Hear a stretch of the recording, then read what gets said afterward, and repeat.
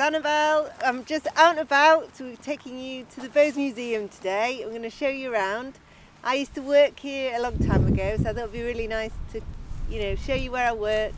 And there's a really good exhibition on at the moment related to ceramics, which, we all love. And I thought I'd show you the fashion and textile gallery, because that's where I used to do my work, and I helped set up the gallery. And then I'm going to show you the Silver Swan, which is like the main attraction at the Bose. So the building is a French chateau in the middle of the Teesdale countryside, and it was built by John and Josephine Bose. John Bose was linked to Gibbside. He was like the illegitimate son of the Bose family, and basically he ended up with all the money but no title. So he went to France, found a wife who used to work in the theatre, came back with his wife and thought, I'm going to make a museum to sort of commemorate my life and how wonderful my wife is. And so they decided to build it in Teesdale, which was quite unusual. He had enough money to go and do it in Newcastle or London, but he chose to come to this rural market town, where he had a house just down the road, and he brought his French wife to the house, and they decided to make this fabulous museum.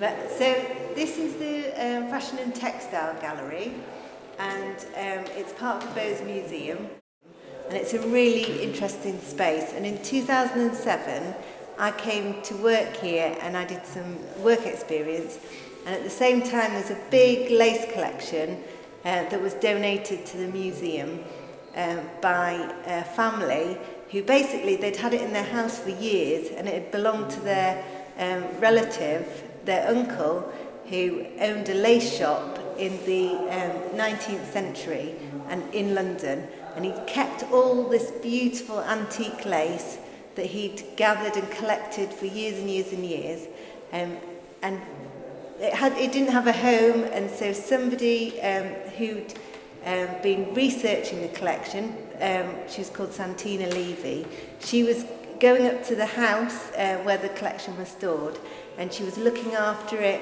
and cataloguing it for years. And then she worked for the V&A, and she was aware of the Bose Museum, and she thought it would be a really good place for the lace to go and live, basically. So she organised with the family to donate this massive collection of family lace, and as part of that, they needed somebody to look after it, so I was employed to be just somebody who documented the lace and researched the lace when it came into the museum.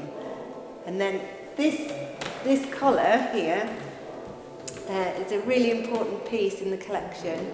They think it belonged to King, they're not too sure, they can't say that for sure, but Arthur Blackburn, who was the owner of the lace collection, he believed it was a collar that belonged to a nobleman or a king. And when I was here, it was so important that Buckingham Palace actually requested it for a loan, and it was part of one of their exhibitions in London. So it's really important, and it's just going to another exhibition in Antwerp, and they're doing a big lace exhibition, and this beautiful collar is going over there to be displayed. It's English needle lace, so it's quite a specific type of lace, and it's beautifully made, the details fantastic, and it was worn by really important people.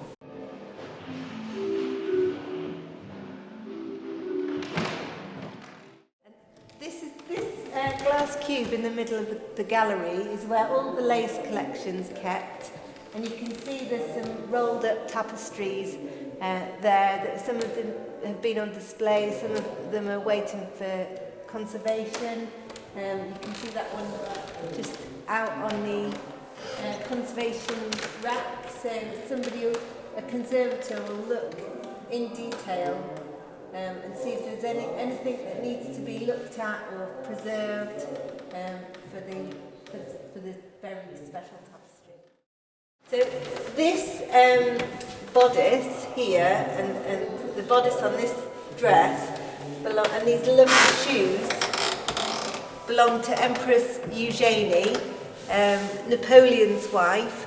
She's actually Spanish, and she got exiled to England when they were trying to get rid of Napoleon, and her collection was auctioned off in England after she died, and a collector a local collector in one of the villages here actually purchased the bodices and the shoes, and then it was donated to the museum, and so it's quite a special and quite a unique thing that we've got the Empress's bodices at the Bowes Museum.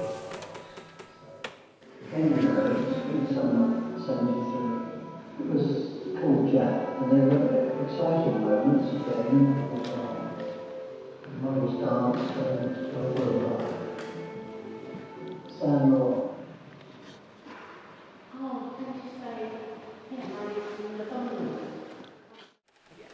So basically, John and Josephine Bowes went and did loads of shopping to fill the museum, and they had dealers in Paris that they collected all these objects to fill the museum with, and a lot of them were pottery, and they had very expensive tastes and bought the best pottery that they could because they had loads of money, so they could. And some of the collection is on display at the moment. A lot of it is earthenware and stoneware, which we all know from our ceramics sessions, that earthenware is fired at a lower temperature, so you get brighter colours, and stoneware is fired at a higher temperature, so you get lots of muted colours. And I'll show you some examples in this room now. So this is called majolica, and majolica is red clay, so it's earthenware clay, and it's fired at a lower temperature, and then you get lots of beautiful colours, and they use oxides to get the blue, the cobalt that we use in our sessions. And it was really popular. It's one of my favourite styles of pottery because it's so lovely, all the patterns and all the faces that you see. I love that one up there. So most of this is part of the Bowes collection, which they purchased. And then there's this which is a German style of pottery, and you can see it's a lot more muted in the colours, and that's because it's stoneware, so that's fired to a higher temperature, so you don't get the vibrant colours. And they haven't, the majolica, they use a tin glaze, which for the underglaze, which is nice white glaze, which also brightens up the colours in the pictures. But you can see the difference. So this is Italian, all very colourful, and this is German, a lot more muted and serious.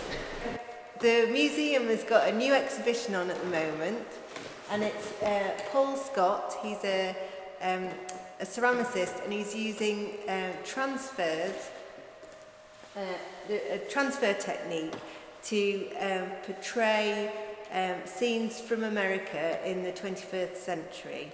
And they're quite deep subject matters, and he's dealing with things like Trump and unemployment and things to do with people coming into the country, all the really important issues of the time.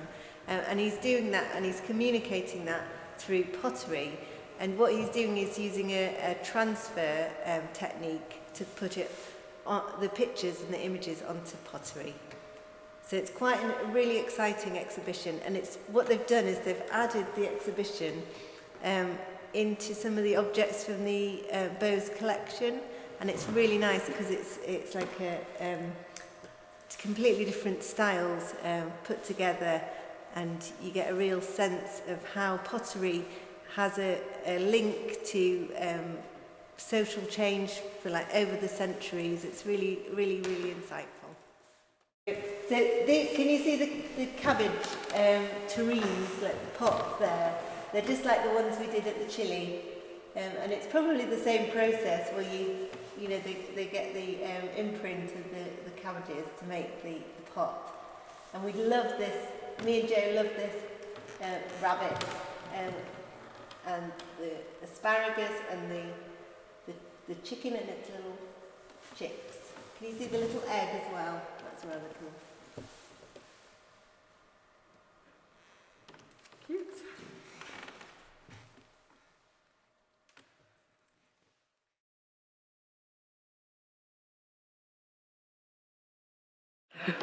So this is the Silver Swan. It's one of the key pieces in the Bowes Museum's collection, and it's an animatronic swan. So it sort of normally moves, and it comes down and it picks up the fish. The swan picks up the fish, and there's music that goes along with it, and it's really pretty.